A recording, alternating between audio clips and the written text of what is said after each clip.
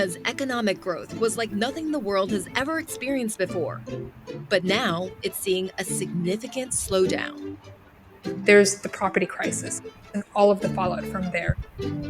We're not expecting any meaningful recovery in Chinese property market in 2024. You're seeing deflationary pressures play out in China right now. This is the deepest and longest deflation in China since 1998 Asian financial crisis. The stock market has lost some $6 trillion in value just over the last year and a half. You're seeing rises in unemployment, particularly among the country's youth. The challenge for the rest of the world is that this slowdown means China is now cutting back on spending. That means Louis Vuitton sells fewer handbags, Apple sells fewer iPhones, and Chinese funding on railways in Africa and ports in Europe dries up. Everybody from big multinational companies to ordinary people have been swept up in China's boom story. That's now coming to an end. In short, it's bad for the global economy. The question is, how bad?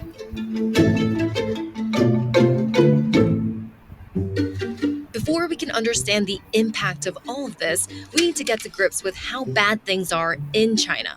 Because for most of the past 2 decades, the country's growth has been unstoppable. This is an economy that became the world's factory floor by driving up tons and tons of expansion and becoming this giant manufacturing powerhouse. The country's GDP regularly saw double-digit growth, and in 2010, it overtook Japan to become the world's second largest economy.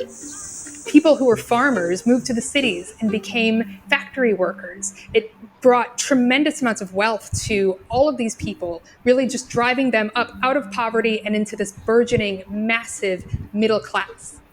The rise of China's middle class benefited a wide range of multinational brands. Volkswagen, for example, sold over 500,000 cars in China in 2005. By 2019, it was 4 million. Apple's China sales went from almost $13 billion to close to $70 billion within a decade. By 2018, the cosmetics giant Estee Lauder relied on China for most of its sales growth. 36-year-old Stephanie has only known a surging China. She started working 10 years ago helping companies enter the Chinese market. She just assumed the quality of life would keep improving. 在几年前的时候，大家都是觉得，来中国都有很多的发展机会，收入的范围其实就是在3万上下。我到年底的时候，我可能想说，那我奖励自己一个包，就是这样。之前比较喜欢 YSL。 But then that boom story came to a halt. During the pandemic, China stuck to a strict COVID-0 policy that made local governments spend massive amounts of money on quarantine and testing, and saw businesses, factories, and entire cities shut down over a handful of infections. Geopolitics, especially tensions with the US, have exacerbated the problems facing China's economy. Former President Donald Trump imposed a raft of tariffs on Chinese goods, and the Biden administration's limits on China's access to chip technology, along with concerns about a possible conflict over Taiwan, have all meant foreign businesses have reduced their direct investment into China. And there's also the property crisis. This is an economy that was built up through this rapid expansion of infrastructure projects fueled by rapid buildup of debt among developers, among local governments. You've seen the government crack down on bad actor developers trying to rein in unnecessary spending or shadow debt, but it's created this massive confidence crisis within China.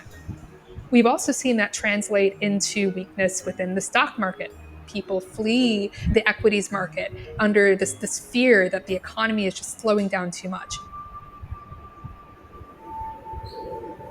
上下车当心缝隙，请注意脚下安全。 In 2023, Stephanie was let go when her employer decided to downsize its operations in China. 我其实是从来没有想过失业这件事情会发生在我身上。我觉得这个事情是应该只是那些比如说有重大失误的这样的一个前提下，所以这件事情发生的时候，我第一个反应就是为什么是我？ Stephanie is not alone. 我被裁员了。我被裁员了。原因是因为我的成本比较高。我失业了。 Nearly 1 in 3 Chinese office workers reported falling salaries in 2023, the highest share in but her income saw a big drop. 还没有过过这种每天像过山车一样的这种收入的这样的生活。当你没有这种信心的时候，你就会把这些没有用的这些消费就先放下。现在最大的减少就是直接从市区搬到了郊区，所以这个房租就一下省了不少钱。我之前是6000，现在降到了2000多。For those who are entering the job market, the situation is even worse. In fact, youth unemployment got so bad that China stopped publishing the data for a few months.